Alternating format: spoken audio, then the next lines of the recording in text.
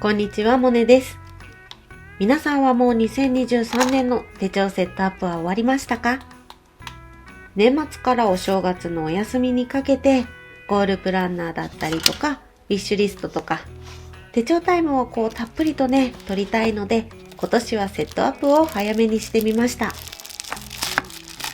と言ってもね、12月なので早くはないのかな。去年は12月30日にライブ配信をしながら皆さんと一緒にセットアップをしたので、去年よりは私は早いです。ということで本日の動画は2023年のスケジュール管理に使う手帳のセットアップをしていきます。動画を見てて気になったポイントや質問はぜひコメントで聞いてみてください。動画の感想もいつも嬉しいです。それでは今日も楽しいおうち時間行ってみましょう。セットアップということで今日は広々とした机で作業していきます。まずは2022年の手帳の中身をバッとね、ファイルに移動しちゃおうかな。まだ2022年が終わっていないので、12月は居残り。クリップボードに挟んでおきます。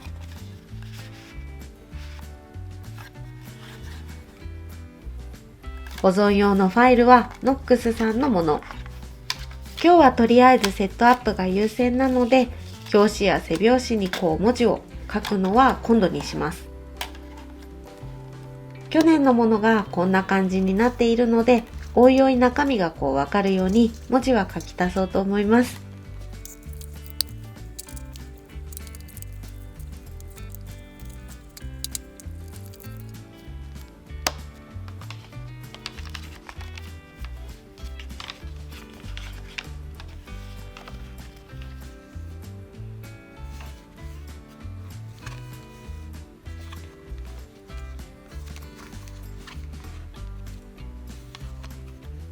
とりあえずね、これでイルビゾンテのバインダーはさっぱりしました。さっぱりしたので、ねぎらいの気持ちを込めてメンテナンスもしたいところですが、今日はね、セットアップなのでね、メンテナンスはまた別の機会にやります。ちなみに私はサフィールのものを使っています。手帳以外にも靴だったりカバンのメンテナンスにも使えるので、1個セットであると便利です。むしろ使う回数的には手帳よりカバンとか靴の方が多いんですけどね。バインダーもすっきりしたので、2023年挟んでいくリフィルを紹介していきます。まとまった時間がなかなか取れなかったので、結構ね、ちまちまと準備してました。準備したものたちはこの封筒にまとめてあります。2023年の手帳の中身は年間カレンダー、そしてね、見開きのマンスリーカレンダーと週間タスク管理で、ガントチャートと1日行動記録表。皆さんはどんな風にフューチャーログって使ってますか？私はバレットジャーナルを始めてからフューチャーログをね、うまく使いこなせた試しがないんですよ。だったらね、いっそのことやめちゃえってことで、来年は使いやすいように1年間をまとめるところとして年間カレンダーを作ってみました。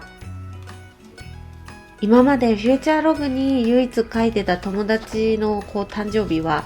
表面の年間カレンダーに、毎年ある行事だったりとか仕事で季節によって繁忙期ってあるので、それがわかるようにイベントのメモをしておける場所、そして1ヶ月の一番楽しかった思い出を写真付きでまとめておける場所を12ヶ月分作りました。スケジュール管理の部分も結構変化がありましたね。今まで予定を細かく見開きのマンスリーカレンダーに書いてきたんですけど、もじもじしいのがちょっと可愛げないなーって思ってたんですよ。なので9月くらいからかな、小さなアイコンスタンプをメインにしてスケジュール管理を始めました。見開きカレンダーではこの日予定があるよってわかる程度。そして詳しい予定は1週間を見開きで管理する週間タスク管理のリフィルに書いてます。これがね、意外と私にピタッとはまりまして、今お気に入りのスケジュール管理方法です。バレットジャーナルのタスク管理を今までは1日ごとに捨てるノートって命名したノートにつらつらと書いてきたんですが、1週間ごとにタスク管理をするのが私には一番合ってるかもしれないって思って、結構ね、8月ぐらいからかな、試行錯誤してました。思いのほか今まで以上にタスク管理やスケジュール管理がね、しやすくなったので、とりあえず2023年はこの方法でいってみます。これが1ヶ月分のセット。この1ヶ月分のセットを1月から12月分まで用意しました。12ヶ月分の手帳の中身が準備できたので、ここからはよりね、使いやすくするためにインデックスを作っていきます。まずは1ヶ月ごとの目印。1ヶ月ごとの目印は使っている時はもちろん、過去の手帳を見る時も振り返りやすくなるのでおすすめです。四角くカットして半分に折る。で、紙に貼る部分を残して山折り部分に向かって両脇を斜めにカット。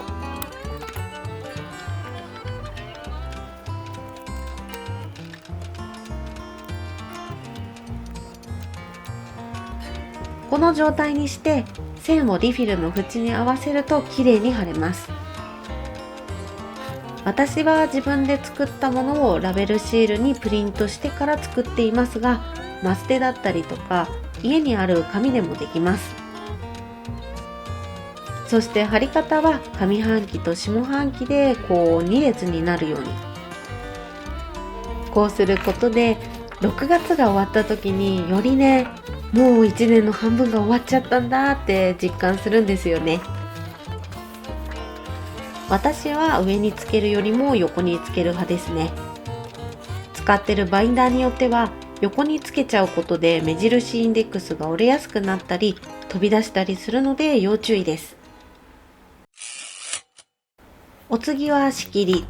というか今回は保護のための表紙、裏表紙になるものを作っていきます。使っているのは完成はがきぐらいの厚さの黒の超厚口色上質紙。一冊の中に仕切りもつけたい人はインデックスの分の長さを足してカットすることを忘れないようにしてください。1年経つとやっぱり不意にね、引っかかっちゃって折れたりもします。実際こんな感じに角っこが結構ね、くしゃっとなっちゃってますよね。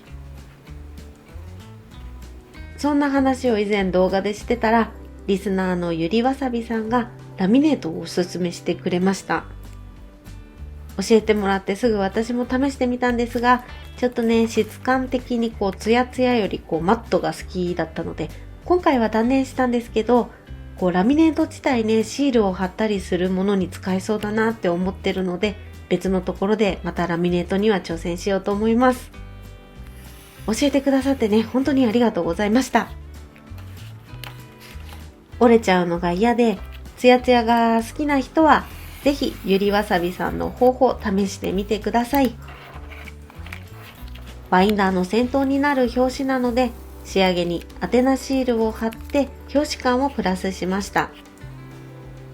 1年、また1年ってね、増えていくので、ラベルとかも統一しておくと保管した時に綺麗なんですよね。